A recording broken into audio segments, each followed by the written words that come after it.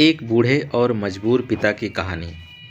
एक गांव में श्यामलाल नाम का एक आदमी रहता था जो बहुत बूढ़ा और कमज़ोर हो चुका था, जिसकी वजह से उसे बहुत कम दिखाई देता था।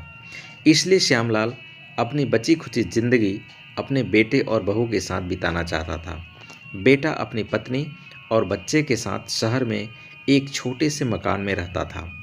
मकान तो उसका बहुत छोटा था, लेकिन उसके अंदर जो चीज़ें थी वह बहुत महंगी थी। बूढ़े पिता के आ जाने से उनके परिवार में एक सदस्य और बढ़ गया। यह पूरा परिवार रोज सुबह शाम डाइनिंग टेबल पर एक साथ खाना खाया करता था। बूढ़े पिता से अपनी कमजोरी के चलते हमेशा खाने की कुछ चीज़ें नीचे गिर जाया करती थीं और कई बार तो कांच के बर्तन भी टूट गए थे।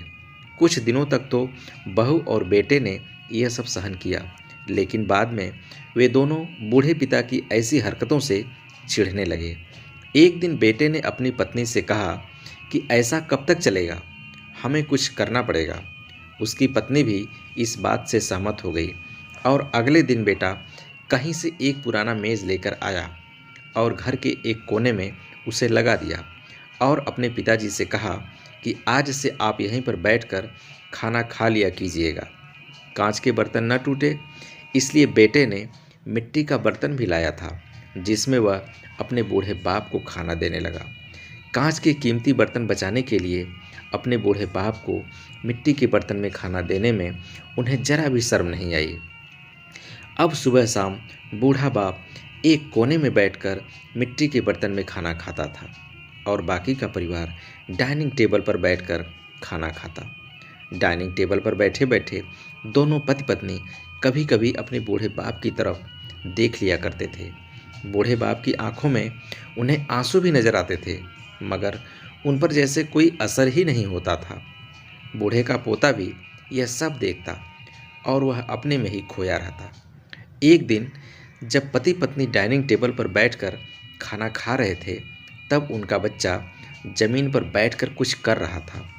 उन दोनों ने बच्चे के हाथ में गीली मिट्टी भी देखा, लेकिन उन्हें कुछ समझ में नहीं आया कि बच्चा मिट्टी के साथ क्या कर रहा है। जब बच्चे के पिता ने उससे पूछा कि बेटा आओ खाना खा लो, तुम नीचे बैठकर क्या कर रहे हो, तब बच्चे ने बड़े भोलेपन से कहा, अरे मम्मी पापा, मैं आप दोनों के लिए मिट्टी के बर्तन बना रहा हूँ, ताकि आप लोग जब बूढ़े हो जाओ तो मिट्टी के बर्तन में खाना दे सकूँ, ताकि कांच के बर्तन न टूटे। अपने नादान बेटे द्वारा कही गई यह सहज बात दोनों के दिलों में तीर की तरह लगी और दोनों एक दूसरे का चेहरा देखने लगे। बिना कुछ कहे ही दोनों की आंखों में आंसू आ गए और उन्हें अपने भविष्य की किताब सामने खुलती हुई नजर आई। उन्हें समझने में ज़्यादा देर नहीं लगी कि अब उन्हें आगे क्या करना है। अगले दिन कमरे के कोने से वह पुराना मेज हट गया और अब बूढ़ा पिता और बाकी का परिवार साथ में मिलकर फिर से खाना खाने लगे। बूढ़े की कमजोरी की वजह से हो रही गलतियां भी अब किसी को खराब नहीं लगती थीं। दोस्तों, इस कहानी से हमें यह शिक्षा मिलती है कि हर वह पत्ता जो आज हरा भरा है वह कल सूखेगा और डाली से नीचे भी गिरेगा। इसलिए हमें अपने बड़े बूढ़ों का हमेशा ख्याल रखना चाहिए और हमें हमारे माता पिता और बुजुर्गों के साथ वैसा ही व्यवहार करना चाहिए जैसा हम चाहते हैं कि हमारे बूढ़े होने के बाद हमारे बच्चे भी हमारे साथ वैसा ही व्यवहार करें। दोस्तों, आपको यह कहानी कैसी लगी कमेंट करके ज़रूर बताइएगा।